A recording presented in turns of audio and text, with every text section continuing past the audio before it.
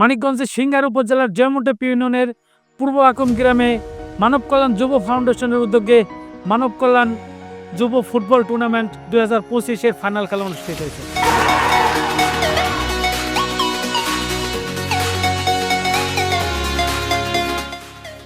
19 জুলাই শনিবার বিকেল 4টায় পূর্ব আকম একটি খেলার মাঠে এ ফাইনাল খেলা অনুষ্ঠিত হয়। উক্ত ফাইনাল খেলার শুভ উদ্বোধন করেন ব্যবসায়ী নাসির আহমেদ কাজল। মানব কল্যাণ যুব ফাউন্ডেশনের ভারপ্রাপ্ত সভাপতি মোহাম্মদ ওমর ফারুকের সভাপতিত্বে প্রধান অতিথি হিসেবে ছিলেন আরবান গ্রিন হেভেন লিমিটেডের ব্যবস্থাপনা পরিচালক মিজানুর রহমান। ফাইনাল ম্যাচটি দেখার জন্য জয়মুন্টেপ এবং ধল্লা ইউনিয়নের বিভিন্ন গ্রাম হতে শত শত ফুটবল প্রেমীরা মাঠে এসে খেলা দেখেন। খেলায় নির্ধারিত সময়ে গোলশূন্য ড্র হলে টাইব্রেকারে ফোকারবাড়ি একাদশকে 3-0 গোলে টিম টাইগার্স পরাজিত করে চ্যাম্পিয়ন হয়। খেলায় ম্যান অফ দ্য সিরিজ হন টিম টাইগার্সের মোহাম্মদ জাহিদ হোসেন।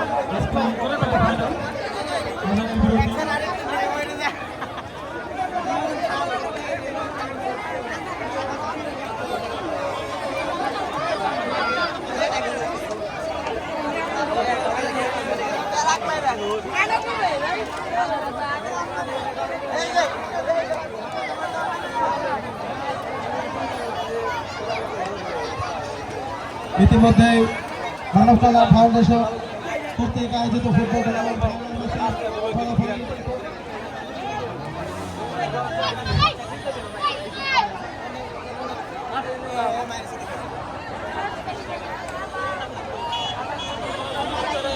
আমাদের